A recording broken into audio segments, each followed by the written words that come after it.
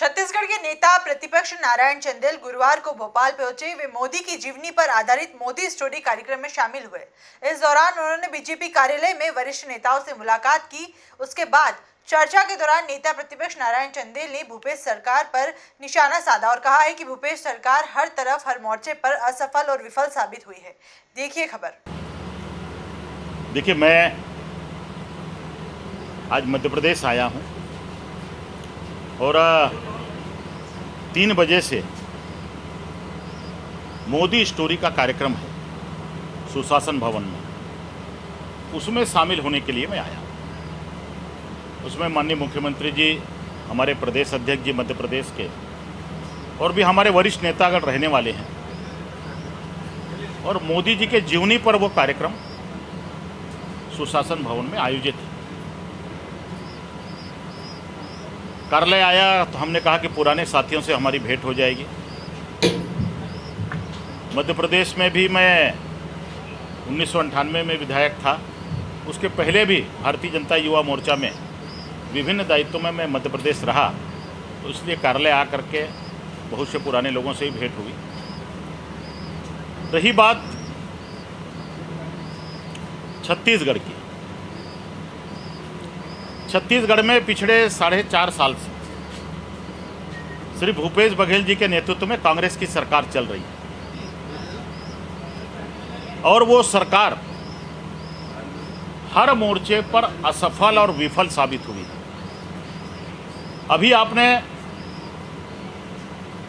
पिछले 1 हफ्ते से वहां पर ये सुना होगा, देखा होगा प्रिंट और इलेक्ट्रॉनिक मीडिया में कि 2000 करोड़ रुपया का शराब घोटाला छत्तीसगढ़ में हुआ। ये सिर्फ हम नहीं कह रहे हैं, ईडी ने अपने प्रेस नोट में जारी किया। और वो शराब घोटाला इतना व्यवस्थित हुआ है, सुनियोजित हुआ है, जिसकी चर्चा पूरे देश भर में।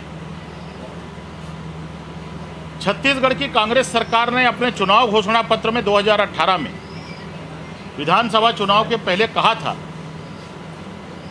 कि अगर हमारी सरकार बनेगी कांग्रेस की तो हम छत्तीसगढ़ प्रदेश में पूर्ण शराबबंदी लागू करेंगे।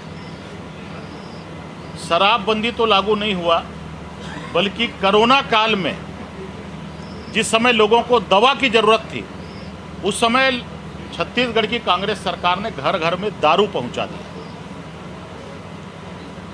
आज छत्तीसगढ़ में जो शराब घोटाला हुआ है 2000 करोड़ का, जिसकी पूरे देश के अंदर चर्चा है, मैं आपको बताना चाहता हूं कि पूरा एक रैकेट काम कर रहा था। और वहां जो माल है, शराब है, वो सीधा डिस्टिलरी से दुकान में जाता था। नकली होलोग्राम बनाया गया, नकली होलोग्राम बना करके वहां पर शराब जो है वो सरकार चलाती है, शासकीय दुकानें। हर दुकान पर 2 पेटी रखी जाती थी, एक सरकार के खजाने में जाता था और दूसरा भूपेश बघेल जी के किसी व्यक्ति के यहाँ जाता था। मुझे आश्चर्य तब हुआ, मुझे बताया गया जिस दिन मैं छत्तीसगढ़ में प्रेस से बातचीत कर रहा था, कि झारखंड की जो वर्तमान सरकार है, जब उसने सुना कि छत्तीसगढ़ में इतना व्यवस्थित शराब घोटाला चल रहा है, तो वहाँ के कुछ लोगों को उन्होंने प्रशिक्षण के लिए यहाँ भेजा छत्तीसगढ़ में, कि वहाँ से प्रशिक्षण लेकर के आओ, ट्रेनिंग लेकर के आओ और उसको झारखंड में जाकर के अंजाम दो। तो ये छत्तीसगढ़ में ये जो खेल चल रहा है, 4000 से ज़्यादा करोड़ रुपए का कोल घोटाला हुआ, अभी 2000 करोड़ से ज़्यादा का शराब घोटाला हुआ, वहाँ पर रेत घोटाला चल रहा है, जमीन घोटाला चल रहा है, राशन घोटाला चल रहा है, और छत्तीसगढ़ की सरकार के ऊपर में घोटाला चिपक गया। अब गांव-गांव में, गांव के चौपालों में इसकी चर्चा चल रही है। इसलिए हमें पूरा विश्वास है कि छत्तीसगढ़ प्रदेश में इस बार जो चुनाव होंगे उसमें भारतीय जनता पार्टी की स्पष्ट बहुमत के साथ में सरकार बनेगी।